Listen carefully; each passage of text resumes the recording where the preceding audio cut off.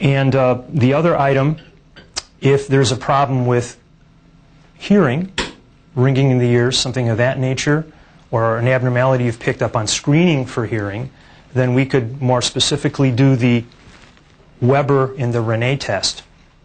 Again, we're going to use the tuning fork, and these are crude bedside tests. They're not as accurate as audiometry, but they can give us a little more information in the office.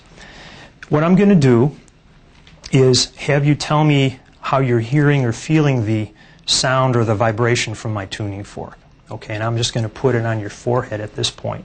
So what I'd like you to do, close your eyes, and I'm going to put the vibrating tuning fork over the center of your forehead. Can you tell me, do you feel it more on the left or the right or both? Both. So it's both. Okay, and that'd be the normal response for the Weber test. The other test is the Rene test, and this is going to compare air versus bone conduction for hearing. We're going to do a similar test with the vibration by your ear. So what I'm going to do is strike the tuning fork. I'm going to put it on the patient's mastoid. And just turn your head a little that way, behind her ear. Tell me when the vibration stops.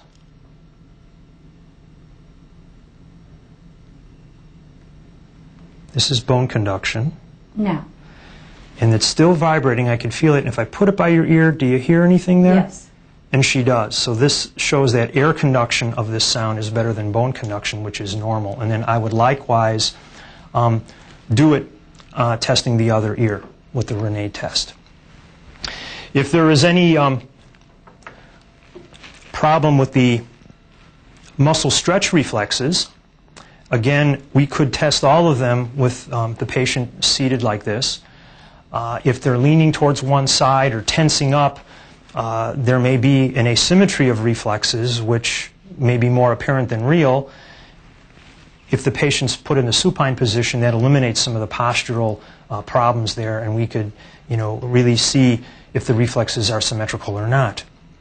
If it's difficult to see or elicit a reflex, we can do a maneuver to try and bring them out. And a classic would be the Gendrasic maneuver. So if I'm trying to tap on the knee reflex here and I'm not getting anything, the Gendrasic maneuver can help bring it out. And what I'd like you to do, you could just pull your fingers together like that, okay, and gently pull.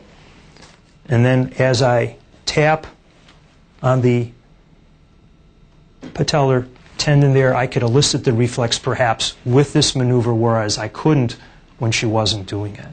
Or else you could have her just squeeze her hands or bite down with her teeth if I'm having trouble with the reflexes in the upper limbs. Okay. Another part of the examination to look for subtle weakness in the upper limb would be to check for pronator drift. And if you could just hold your arms out in front of you, your palms up, keep them there, and close your eyes. Now, this is normal. If there was a subtle weakness maybe in this proximal right arm, what would happen would be the arm would fall, and it also would start pronating or turning in like this. Okay, and that may be a subtlety we'd pick up with this maneuver that we wouldn't pick up with direct muscle testing. There are a number of other sensations to test with a sensor examination, especially if we pick up an abnormality or if there's a complaint, or if we're interested in the cortical sensations. If there's a parietal lobe problem, these sensations may be impaired, although what we've tested thus far in the basic exam is normal. So a cotton, pin or pain, these basic modalities may be okay, and then we're going to look at these other cortical modalities to see if they check out. One of them would be called graphesthesia, and what I'm going to do is I'm going to trace a number in your hand, and I generally like to trace the number as if the patient were to see it in their hand themselves. Close your eyes for me. Tell me what number this would be. 3. Okay, and likewise we'll check this hand. Close your eyes, and what number would that be? 8. Okay, and that's perfectly correct. So that was graphesthesia. Another one would be testing for double simultaneous stimulation. So what I'm going to do in this part, I'm going to test by touching you on the left knuckle, the right knuckle, or both at the same time. So I'd like you to tell me if it's left, right, or both. Close your eyes for me. Where's that one? Right. Right. Left. Both. Okay, now if by touching both she only felt one side, she would be extinguishing on the other side, and that would pertain to a problem with the contralateral parietal lobe. The other thing would be two-point discrimination, and there are special calipers where we can actually measure this part of the test. This could be crudely done perhaps with a paper clip that isn't too sharp.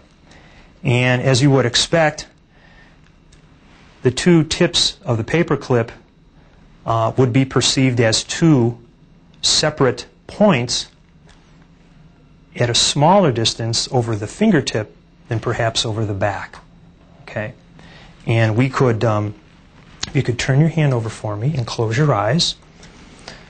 If I spread them out this far, tell me if you feel one or two.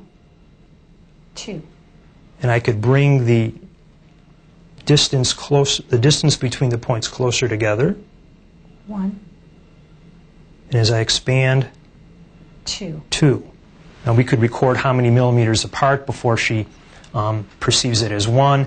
And at checking over other body areas, like over the back, it'd probably be at a greater distance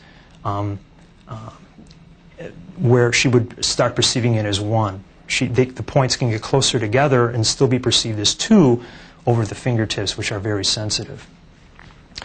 The other item would be stereognosis. And this would be a test of object recognition without the use of vision in the palms. So what we can do is you take an object they're familiar with. Okay, close your eyes for me. I'm going to put something in your hand. And I want you to feel it around and move it, feel its texture, but don't look at it. Okay? Here you go. Move that around, and what would that be? A dime. Okay, and she could tell it's a small coin, and right away she's feeling the edge of it to see if it's serrated or not. And keep your eyes closed, and how about on this side? What would that be? A nickel. Okay, so it's a bigger coin, and it's not serrated, and she could figure that out. We could test other things like a key or a paper clip or some other objects to see if she can identify these commonly recognized objects. And that would be testing for stereognosis involving the parietal lobe. Another fine point about the sensory examination when we're checking for light touch or pin is if there seems to be a loss, and especially if you're curious or concerned about a spinal cord problem, we really need to check over many dermatomes. So we'd be likewise marching up the patient's body with a cotton wisp or the sharpened end of the wooden stick over anteriorly and posteriorly, and importantly even checking around the sacral areas in the buttocks to see if there's a sacral loss of sensation as well. And if the sensation is up to a certain level, pay attention to maybe a nearby body landmark that would help identify which dermatome that would be, and that would help pin this down to a spinal cord problem. One more thing we can do for coordination or cerebellar testing is to look for alternating hand movements. So what I'd ask the patient would be if you could, on your knee, take your hand and flip the top of the hand and the palm back and forth on your knee, start up like this, and then just go more rapidly. And she does that very well. She accelerates, everything's smoothly done, there's no fumbling around. And if you do the same thing with the other hand, start out slow and gradually build up to a faster pace. Very good.